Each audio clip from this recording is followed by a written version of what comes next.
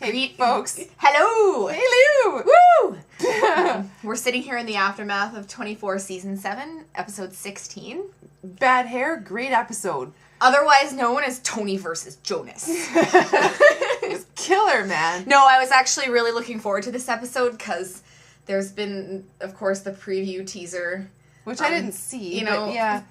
Making the rounds online this week. And, you know, with the reveal that there was going to be some Tony Jonas action. It was good. It was good. It was really not a disappointment at all. Yeah, for what we lacked last episode in any kind of juicy stuff, we sure got it this time. And not that I had any doubt, but Carlos Bernard totally held his own with John Voight.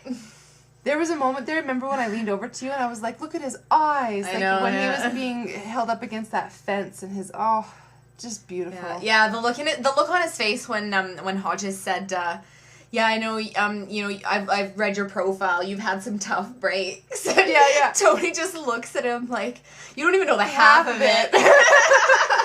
Yeah, for sure, hey? Yeah. So yeah, the Tony Jonas scene did not disappoint. Not at all. Not at all. But one thing that I just kept harping on, like, during the commercial break was, how did Tony know Hodges' name? Yeah. I might have missed something, but I'm pretty sure that Jack didn't mention it, and that it didn't come up at all. I don't even think Mayer mentioned it to Jack, did he? Or I can't remember. I don't think so. Because when he said Mr. Hodges, it really stuck out. Yeah, and then, yeah, like, and it almost seemed like at the beginning of the episode when they brought him off the chopper and what have you, and then Seaton was there, and Tony came out, and they exchanged, like, a long look that reminded me a lot of the scene in Season 3 when Nina comes back to CTU, and she walks in and she sees Kim, and then they lead her away, and Jack comes in. And there was that big, long... Yeah. And then she keeps walking down the hall, and then she turns around. And, you know, her and Kim exchanged that look, right? Yeah, I remember that. And it was the same kind of idea when Tony got off the chopper and Seaton was standing there, and they locked gazes for a really long time, and it made me think that there was some connection, like that, you know, maybe the two of them knew each other. Yeah. And then when they brought Tony in and Hodges came in, and he was, you know, they were talking and Tony addressed him as Mr. Hodges, I was racking my brain trying to think, like, if any of the other men had addressed him as Mr. Hodges in front of Tony, if there would be any reason why he would know him by name, because I didn't get the impression he had any idea that Starkwood was involved until Jack told him. Yeah, it's all kind of weird because later on, when Seaton was in the office with Tony, it didn't seem like there was any background there at all. No, like it didn't. Story, It didn't. you know, like, No, so, and I don't think there is anymore, but that was the vibe I was getting. And then when Tony said Mr. Hodges, I'm just trying to think, like, how he would know. I mean, are we to infer that, you know, Jack told him who is running Starkwood, you know, and off camera? Yeah. Or did I miss something where they told him his name? Or so, yeah, if you have any insight, please share. Please comment. Yes. It really, really stuck out, and I want to know if there's something else that we should be following. Yeah, but, so what else do we have to comment on? Okay, so... So Sonny Macer from Season 3. They're bringing back the bioweapon, and they're bringing back Macer. Totally, hey. Well, I was glad to see that Macer wasn't Symes. No, that's right. Yeah, I was worrying about that too. But that was awesome. And what was the other name that you brought up too? Nicole Duncan, Duncan. which was the other very, very hot female Center for Disease Control employee from Season 3 who shared a moment with Jack in the car when... You're just insane. Like, when she accused him of using heroin on the job. Oh, and, that's yes. right. Now Yeah, the blonde chick. Yeah. That's right. Mm-hmm. Yeah, the way you remember names always blows me away. I can't. As soon as Macer popped up on the screen, I was like, oh my God, Sonny! I was like, it's Sonny Macer from Season 3. That's so awesome. Yeah, so that was a nice little bit of character continuity. I'm interested to see, like, who all remembers Macer. She was actually in quite a few episodes in Season 3. Like, she was in at least half the season. Her face is very familiar. It's not one of those characters. And actually, I recognize the actress in the credits, because they, you know, as the guest cast, they credited Glenn Morshower first, of course, and then Christina Chang, and I thought that name sounds very familiar. And then when she popped up on the screen in her hazmat suit, I was like, it's Macer! So yeah, Sonny Macer, she's back. Yeah, that's awesome. Yeah. And so that brings me to Jack being infected and that whole thing. Well, right now I'm thinking there's got to be a catch. Like I thought it was smart for them not to make the infection contagious, because then you're just basically getting a retread of the third season, right? Yeah.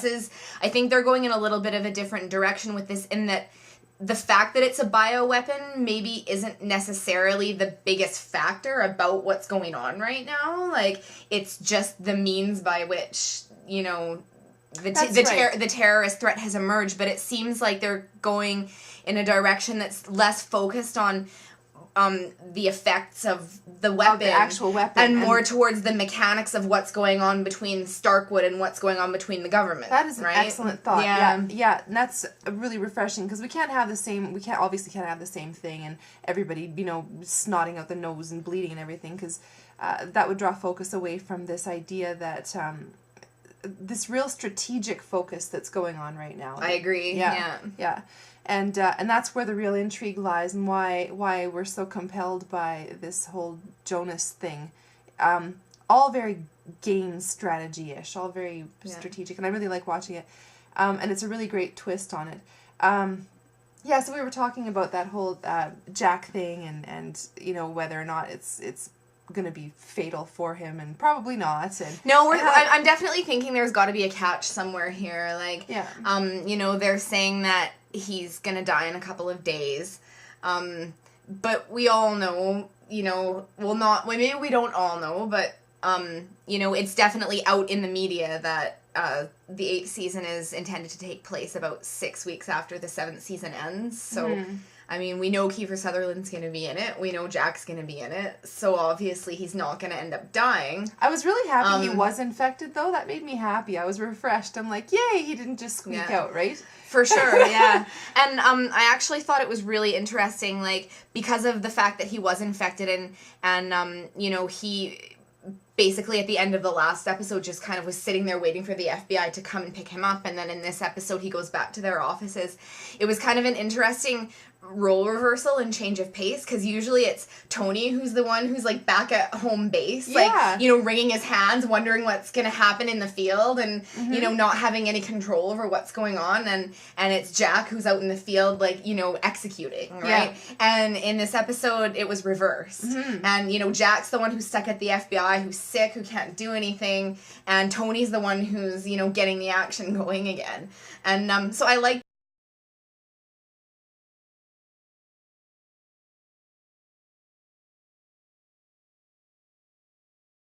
I really like the moment between Jack and Moss, where Moss sits him down and says, "Sit still.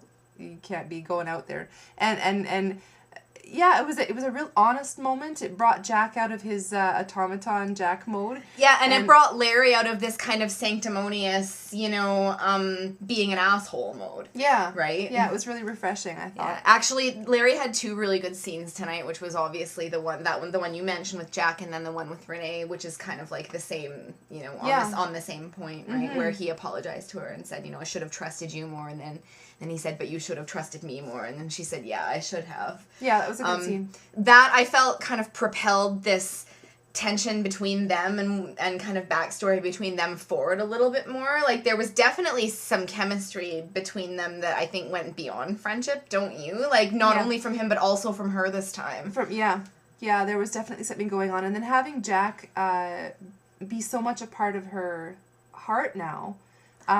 Yeah, the way the single tear rolls down her face, like, where it's like Larry is talking to her and saying all these things to her, and really, like, you know, she's just staring straight ahead, and the single tear rolls down her cheek, and you realize, like, you know, it's for Jack, right? Yeah. Yeah. So that definitely satisfied my hunger from, you know, we were getting a little bit frustrated that nothing was being explored in that direction before, and they gave us a little bit more. What else was I thinking? I mean, don't get me wrong. Like, whatever happened between Renee and Larry, it is over. Yeah. Like, their relationship, I think, now is in a new condition, and they're both trying to figure out how to navigate that. But there was definitely, I think, until now, kind of this sort of sensation that it was one-sided. Like, he had deep feelings for her, but she didn't feel for him the same. And in that scene, it seemed like there was equal depth, you know? I think they're both coming around to understanding that each one of them have a great deal of power and integrity, and they're both respecting that. And they're coming away from acting towards each other in a retrospective way. You know, like, Larry's not, he's not interacting with Renee as Larry the ex or whatever the heck he was. And Renee's not reacting to him in the same way. Now they're reacting to each other in the present with no past. Yes, I agree. And yeah, like you said, I thought the moment between Larry and Jack was actually really beautiful, especially the way that Kiefer Sutherland played the moment. Like, when, you know, Larry's like, you know, if I could have you there, I would, but, you know, you're sick, we don't know when you're going to start presenting symptoms, and I can't take the risk. And then Jack just kind of, like, you can see the moment of realization cross his face, where it's like, you know what, he's right. Like, I have to sit back and let this one happen, right? I've been noticing in the actors a lot of moments like that this season, where there is a lot of internal shifting happening, and that we're seeing it on the faces. There's a lot of conflicting stuff where in the space of a few seconds, a character is going on one emotional track, stops midway, and then shifts to something else. And it's kind of neat to see. Yeah. And I'm really liking that complexity. Very good directing and acting, I think, and a lot of material for the actors to work with. I think we kind of got that indication from Carlos at the beginning. In his interviews, you know, he was kind of alluding to some good writing and some good juicy stuff to deal with as an actor. So. Yeah. I think maybe, like, the second act was very transitional in a way, and now the third act is going to be somewhat more grounded. At least I kind of hope that that's the direction they're going in. It's nice to know that we're going to see Pierce for a little while longer. I thought it was really neat how he was resisting, and then at the end when Olivia walks away, that smile on his face was just awesome. I know, I turned and I said to Kat, do it for David! For sure. We need to have that. We need to have it. But so, presidential storyline then? Yeah, I definitely thought, like, the Pierce-Olivia scene was one of the stronger ones in that storyline. You know, I still have a lot of grandstanding from Taylor, and I don't mean that in a snarky way, but just, you know, kind of like her telling it how she thinks it is. Yeah, her role was just like, this is how it's going to be. It's an emotional reaction, and she's had a pretty intense emotional arc for the last probably about 6 episodes. Like, she was attacked, her husband's been shot and in surgery, and, you know, her daughter comes back into the fray, and her chief of staff resigns, and, you know, so she's been dealing with a lot of heavy stuff, and I think this episode was just, like, a little bit of a breather for that character, and, you know. Yeah, and we didn't really need any contention inside the White House right now, because that would have been a little bit, I think, gratuitous, and we just needed that storyline to be straightforward while the rest of it went down. You know, so I thought absolutely and without prejudice that the most interesting storyline tonight was, of course, Tony's storyline. Yes. You know, being at Starkwood and how many twists there were going on one track and then shifting to the other. Yeah, absolutely. Like, you know, first you have Seaton, who while you can see he's a little bit conflicted about what Hodges is doing, I totally didn't think, like, he was at the point of turning on him, right? No, yeah. And so then, you know, you think he kills Stokes, the other henchman, and then you're like, whoa, didn't see that coming. Yeah. You know? Yeah. And then things progress, and then, you know, as they're about to kind of, like, storm the location, I said to Kat, I was like, you know, I'm starting to think this is a decoy. And she's like, I'm thinking the same thing. Like, right before you said that, and I saw the cutaways to the FBI, everybody's watching, right? Yeah. And I felt like, and as soon as I saw the look in Jack's eyes, because he was, like, riveted. He wasn't even blinking. He was looking at the screens like he suspected something was going down, and he really needed to pay attention and focus, and that's what tipped me off. And I was like, he's seeing something here that we're supposed to be seeing. Speaking of Jack staring at the screens, I was thinking to myself too when I was watching this scene that I really love the technique of how there was a split screen within a split screen because you'd have one panel with the character's face, and then you'd have the other panel, which was the computer screen, which was split into four. Yeah. So I really liked that. I thought that was very clever and kind of self-referential in a humorous way. That's a really good point, eh? You know what? It always reminds me of that. What season was it when Tony was chatting online with Jack? With Jack. That was season 4 when they were in McLennan Forster trying to locate the electromagnetic pulse bomb. Yeah, that's right. And it just reminded me of, we had a fantastic time debriefing after that episode. I remember, yeah. So we were like, oh my god! Because it was like Jack and Tony instant messaging, like an homage to all the crazy internet fans of 24. Yeah. And this time, it's kind of a bit of a reflection of that, but also of itself. So, like, self-referential, as you said. But yeah, no, it's awesome when they... I really loved seeing those moments in 24 when they understand, you can see that they understand what kind of a creature they've created, and they comment on it, and they've done it several times in different ways, through characters or through technology or whatever, but it's always fun when they do that. Absolutely, for sure. So what else? I'm happy with the bad guys. It sounds so simplistic to say, but it's really satisfying when something plays out that way, when it's not just a simple whatever, you know. There's some meat to it, and you can really...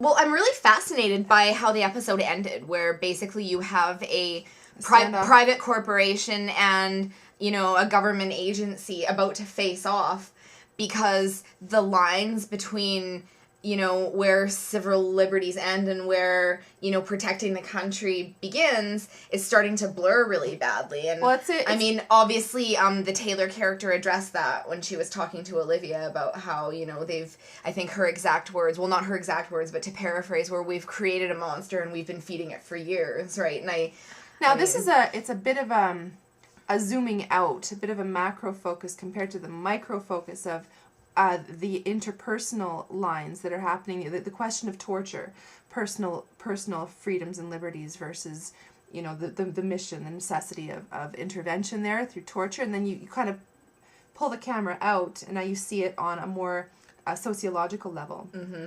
And so they're addressing the same theme, but on a larger scale. And that was really clever. I was thinking about a lot of conversations that we've had with our friends in our life about that very question. It's a very strong standoff right now. I think it's really fantastic to bring this this is all very post 9/11, you know, having...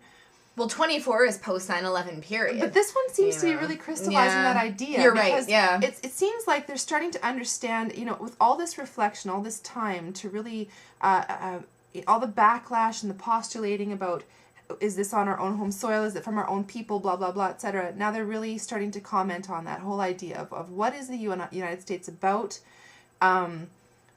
the factions within the country, the warring ideals. Yeah, like what is the definition of a patriot anymore? Yeah. You know? Yeah. I mean, Hodges would self-identify as a patriot. Jack would self-identify as a patriot. Tony would self-identify as a patriot. Maybe less now than at times in the past, but I think at his core soul, he is still a patriot. Otherwise, he wouldn't be doing what he's doing, right? Yeah. I mean, I don't think there's really any room for doubt that Tony is not going to switch sides again. Like, he's not going to flip again. I don't think after this. No. And I was also glad to see that, although I thought it was clever of Seaton to try to turn it around, knowing that Tony is a bad guy, knowing that he worked for Emerson, knowing that he was a fugitive, you know, and make it be like, oh, I'm the innocent party. I just told him what he wanted to hear so he wouldn't hurt me, right? But Moss immediately believed Almeida and not Seaton. So, you know, I mean, Tony's like, well, he played me. And Larry's like, yeah, I know. Yeah. I really like how little ploys like that don't go anywhere. Because the same thing happened with Jack when he was on the field and he'd gone undercover. He got in contact with Moss right away and Moss was right on board. Yeah. I really like how the framing and all that stuff doesn't find any purchase. And the good guys can still be good and not be diverted in this ridiculous storyline. Or they, you know. Well, because I think making Larry against Jack and against Tony is the predictable way to go. I mean, I think what they've tried to do with that character through the season, despite the fact that Larry himself, you know, admitted to having prejudice against Jack to an extent, is set up a character who really is doing what he believes is right outside of his personal feelings about anything. Yeah. And he's still doing that. Mm-hmm. It's just that now they're on the same side, right? Yeah. Yeah. But yeah, I thought it was actually funny. I was thinking because the last time Larry and Tony were face to face, Larry was shoving pictures of murdered Senegalan civilians into Tony's face and saying, you know, do you want this on your conscience? Yeah. Yeah. And now it's like, hey, buddy, how's it going? Totally. Right? Yeah. Yeah. No. So that's, I don't know, they left Olivia alone. They showed definitely her strength of character and her presence of mind. I was waiting for a little bit more of a reaction from her when Moss called in and said, you know, Bauer didn't murder Mayer or Burnett, and, you know, it was all a setup by Starkwood because she's the one who leaked the story that Bauer's a murderer to the press, and I'm actually just waiting for that to come back and bite her in the ass right away. Yeah. Like, when the chief of staff guy, or, well, not the chief of staff guy, but one of Taylor's advisors, like that Tim guy, Tim Woods, I think his name is, you know, at first I thought maybe he was going to say something about that, but no, it was just, you know. Yeah. I think that may come to light at a more strategic point when there's more at stake, you know. Probably. Things are going to get really messed up when Taylor can't trust her daughter anymore. But sooner or later, they're going to have to let Jack loose again, because they can't keep him in the FBI for the rest of the season. No, like, exactly. You know, what's he going to do for the next 4 hours, right? But, he can't just be barking at the screens. But I definitely think that this whole Jack is infected with this biological agent is going to facilitate Kim's return. Oh, yeah. Yeah. Yeah, good point. Yeah. So. Yeah, and there's going to be some good tension there, and and then, well, we won't speculate too much. So anything else? I think I'm about played out. Oh yeah, we were talking before. I was setting the computer stuff up and just waiting, you know, for the computer to reboot, because I find that rebooting tends to exorcise the ghost of Victor Drazen. I don't usually have problems with the video recording if I reboot immediately before recording. So anyway, while we were waiting for everything to boot up, Kat and I were having this esoteric conversation about how if the 24 movie hits the big screen, it should be rated R so that they can use R-rated language in it. But then I would, like, you know, so, like, Tony and Jack can say fuck instead of damn it. And, would that be weird? Would that be jarring? Yeah, that's what I was saying. Like, wouldn't it be kind of weird to, like, after, you know, 8 years of watching these characters say damn it and son of a bitch when they're frustrated, like, to hear them say fuck would just be really disconcerting. Yeah, and it would totally mess up the drinking game. Yeah. It would be a really boring episode. You could get smashed. Yeah. It would be jarring. It might free them up a little bit because we wouldn't be hearing those cliches over and over again, but yeah. Yeah, I don't know. I don't necessarily think I'm on board with swearing in the 24 movie. I kind of like that it doesn't exist. Really. It's because you have to, like, you know, the writers have to get inventive about how people express their frustration, although, damn, it's not the most creative, but at least they have fun with it, right? Yeah, no doubt, hey. Like, what else can you say in that moment? Okay, well, you can say damn it, you can say son of a bitch, yeah, which, you know, are frequently used in 24. But the other ones in natural life would just be the S word and the F word. Yeah. And there's nothing... Balls! Snap! Oh, balls! Oh, could you imagine him saying snap? Snap! Balls. Balls! We lost him. No. How about bollocks? They can say bollocks? Bloody hell? Bloody hell! Yeah. Well, they're allowed to say what the hell and what the hell is going on. Yeah, but bloody hell's far too British. True. If Stephen Saunders was saying it, they could use it. Okay, this is getting off track. All right, well, I don't know. What do you think? Should we wrap it up? Yeah, I think I'm good. Okay. Almeida be with all of you. And, you know, I give it thumbs up. What do you? Thumbs up? Thumbs up. Thumbs up from us. 2 thumbs up? That's Works 4 thumbs. Okay. We'll see you later. Peace out.